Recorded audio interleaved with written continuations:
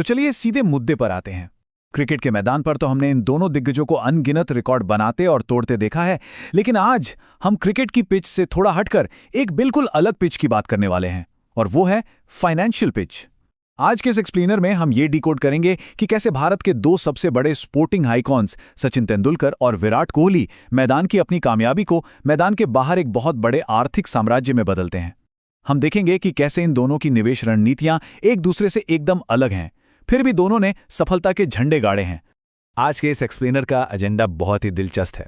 सबसे पहले हम बात करेंगे क्रिकेट के इस अरबों के साम्राज्य की, फिर देखेंगे सचिन की ट्रस्ट इक्विटी प्लेबुक, उसके बाद विराट की डिजिटल वेल्थ मशीन, फिर होगी दोनों की वेल्थ की सीधी टक्कर यानी हेड टू हेड कंपैरिजन, और आखिर में जानेंगे कि हम इन दिग्गजों से क्या सबक ले सकते हैं। तो आइए बिना किसी देरी के पहले हिस्से से शुरुआत करते हैं, क्रिकेट का अरबों का साम्राज्य। हम सब शतकों और बैटिंग एवरेज की बात तो खूब करते हैं, लेकिन क्या आपने कभी सोचा है कि इस विशाल फाइनेंशियल पिच पर असल में राज किसका है? देखिए, आज की स्पोर्ट्स इकोनॉमी सिर्फ विज्ञापनों तक सीमित नहीं रह गई है। ये अब स्टार्टअप्स, वेंचर कैपिटल और इक्विटी होल्डिंग्स का एक बहुत ही बड़ा और जबरदस्त जाल बन चुकी है। इस बात की गहराई को समझने के लिए जरा इस एक आंकड़े पर नजर डालिए, 1415 करोड़ रुपए। जी हां, ये सचिन तेंदुलकर की 2026 तक की अनुमानित नेटवर्थ है। जरा सोचिए, संन्यास लेने के एक दशक से भी ज्यादा समय बाद भी ये आंकड़ा हमें बताता है कि एक मॉडर्न क्रिकेटर का साम्राज्य कितना विशाल और टिकाऊ हो सकता है। ये सिर्फ उनके पुराने दिनों की कमाई नहीं है, बल्कि एक ऐसा पोर्टफोलियो है जो आज भी लगातार तेजी से बढ़ रहा है। अब सवाल उठता है कि ये हुआ कैसे? तो चलिए अपने दूसरे सेक्शन की तरफ बढ़ते हैं, सचिन की ट्रस्ट इक्विटी प्लेबुक। सचिन का ये मुकाम रातों रात नहीं बना। उनका तरीका थोड़ा ओल्ड स्कूल है, लेकिन बेहद असरदार है। उन्होंने अपने 24 सालों के कंसिस्टेंट खेल से जो लोगों का भरोसा जीता है ना, उसे बहुत ही स्मार्ट तरीके से पैसिव वेल्थ और वेंचर कैपिटल में बदला है। इसका एक बहुत ही ताज़ा उदाहरण है आज़ाद इंजीनियरिंग। 6 मार्च 2023 को सचिन ने इस एरोस्पेस कंपोनेंट बनाने वाली कंपनी में 5 करोड़ रुपए का निवेश किया, और मजे की बात यह है कि यह निवेश कंपनी के पब्लिक होने यानी उसका आईपीओ आने से पूरे 9 महीने पहले किया गया था। अब इस निवेश का नतीजा सुनिए, जो वाकई हैरान करने वाला है। जैसे ही इस कंपनी का शेयर बाजार में लिस्ट हुआ, उसकी कीमत सीधे 720 रुपए पर खुली। मतलब जो शुरुआती निवेश 5 करोड़ रुपए का था, वो सिर्फ 9 महीने के अंदर उछलकर 31.55 करोड़ रुपए का हो गया। 6.5 गुना से भी ज्यादा का रिटर्न, बिल्कुल एक परफेक्ट स्ट्रेट ड्राइव की तरह। ये दिखाता है कि सही समय पर सही कंपनी को पहचानना कितना जादुई हो सकता है। और बात सिर्फ एक कंपनी की नहीं है, सचिन का पोर्टफोलियो बहुत ही डाइवर्सिफाइड है। Internet of things company Smartron India से लेकर जेड सिंथेसिस जैसी गेमिंग कंपनियों तक, और तो और स्पिनी जैसे यूज्ड कार यूनिकॉर्न में भी उनका निवेश है। मतलब किसने सोचा था कि क्रिकेट का भगवान पुरानी कारों के बाजार में इतना बड़ा दाव लगाएगा? असल में उनकी जो साफ सुथरी और भरोसेमंद इमेज है, वो इन स्टार्टअप्स को तुरंत एक विश्वसनीयता दे देती है। और ये भरोसा कोई आज का नहीं है, इसकी नींव बहुत पुरानी है। 1995 की वो 30 करोड़ रुपए की वोल्टेल डील याद है? वो भारतीय खेलों के लिए एक बहुत बड़ा गेम चेंजर थी। फिर 90s के दशक में पेप्सी के वो आइकॉनिक विज्ञापन, और समय के साथ साथ ये ब्रांड कैसे इवॉल्व हुआ वो देखिए। सॉफ्ट ड्रिंक से हटकर अब वो एजियाज, फेडरल जैसी बीमा कंपनियों और अपोलो टायर्स जैसे हाई ट्रस्ट वाले सेक्टर से जुड़ गए हैं। चलिए अब जरा गियर बदलते हैं और आज के दौर में आते हैं। हमारा तीसरा सेक्शन, विराट की डिजिटल वेल्थ मशीन। जहां सचिन का साम्राज्य ठहराव और भरोसे पर टिका है, वहीं विराट का तरीका एकदम उनकी बैटिंग जैसा है, बेहद सक्रिय, अग्रेसिव और पूरी तरह से डिजिटल युग के हिसाब से बना हुआ। अब इस चार्ट को देखिए, ये सब कुछ साफ कर देता है। सोशल मीडिया एंगेजमेंट के मामले में विराट की ब्रांड वैल्यू 328 करोड़ रुपए आकी गई है।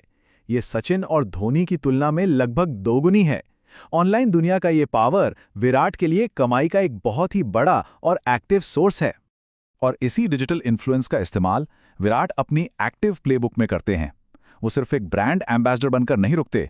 उदाहरण के लिए गो डिजिट में उनका 2 करोड़ रुपए का निवेश, और हाल ही में एजिलिटास स्पोर्ट्स में 40 करोड़ रुपए का भारी भरकम निवेश। उन्होंने तो अपना ब्रांड 18 भी एजिलिटास को बेच दिया और उसमें हिस्सेदारी ले ली। मतलब सिर्फ चेहरा नहीं बनना है, बल्कि कंपनी का मालिक भी बनना है। और उनके इस अग्रेसिव अप्रोच का फल भी तुरंत मिलता है।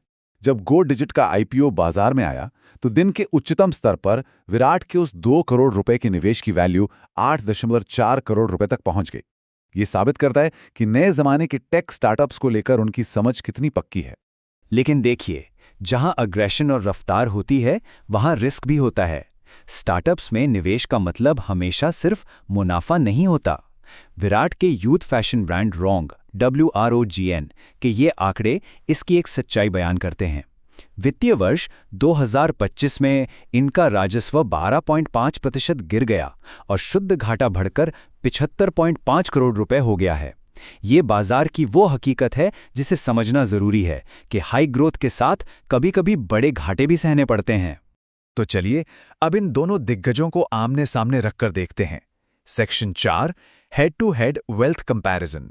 एक तरफ अनुभव और स्थिरता का पहाड़ है तो दूसरी तरफ रफ्तार और डिजिटल ताकत का तूफान। सचिन की 1250 करोड़ रुपए से अधिक की संपत्ति ज्यादातर पैसिव इनकम और उनके सालों के कमाए हुए भरोसे पर टिकी है। इसके ठीक उलट विराट की 1050 करोड़ रुपए की संपत्ति बहुत एक्टिव है, डिजिटल है और उनके मौजूदा परफॉर्मेंस से गहराई से जुड़ी हुई है।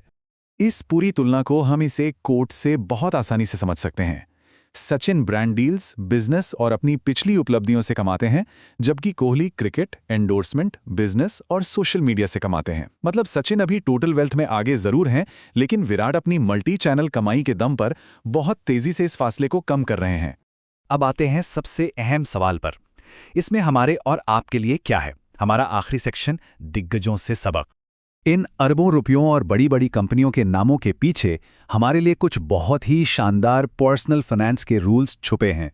जैसे पहला नियम, धोनी जैसा धैर्य रखिए, बाजार गिरे या उठे अपने SIPs को चलने दीजिए। दूसरा, सचिन जैसी निरंतरता, अपने इन्वेस्टमेंट्स को ऑटोमेट कीजिए क्योंकि छोटे लेकिन लगातार कदम ही बड़ी वेल्थ बनाते हैं। तीसरा, कोहली जैसी फिटनेस, अपने पोर्टफोलियो को फिट रखिए, रिस्क मैनेज कीजिए। और चौथा, राहुल द्रविड़ जैसी विश्वसनीयता, अपने पोर्टफोलियो में कुछ ब्लू चिप कंपनियों को जरूर रखिए जो बुरे वक्त में भी डटकर खड़ी रहें। इस पूरे एक्सप्लेनर में हमने एक चीज पर बहुत जोर दिया है और वो है ट्रस्ट इक्विटी। इसे बस एक लाइन में समझे तो ये वो विश्वसनीयता और इमोशनल कनेक्शन है जो आप सालों की मेहनत से कमाते हैं। ये वो अदृश्य ताकत है जिससे सचिन जैसा इंसान महज अपना नाम जोड़कर किसी कंपनी की वैल्यू बढ़ा देता है। और सच मानिए, हर किसी को अपनी फील्ड में, अपने करियर में यही ट्रस्ट इक्विटी बनाने की कोशिश करनी चाहिए। तो इस एक्सप्लेनर को हम एक बहुत ही दिलचस्प सवाल के साथ खत्म करते हैं। क्या भविष्य में वेल्थ बनाने के लिए दशकों पुरानी ट्रस्ट इक्विटी ज्यादा काम आएगी या फिर मिनटों में ट्रेंड सेट कर देने वाला डिजिटल इन्फ्लुएंस? दोनों के अपने फायदे हैं, दोनों के अपने रिस्क हैं। आप अपनी जिंदगी और निवेश में किस अप्रोच को फॉलो करना पसंद करेंगे? सोचिएगा जरूर। इस एक्सप्लेनर में आज के लिए बस इतना ही।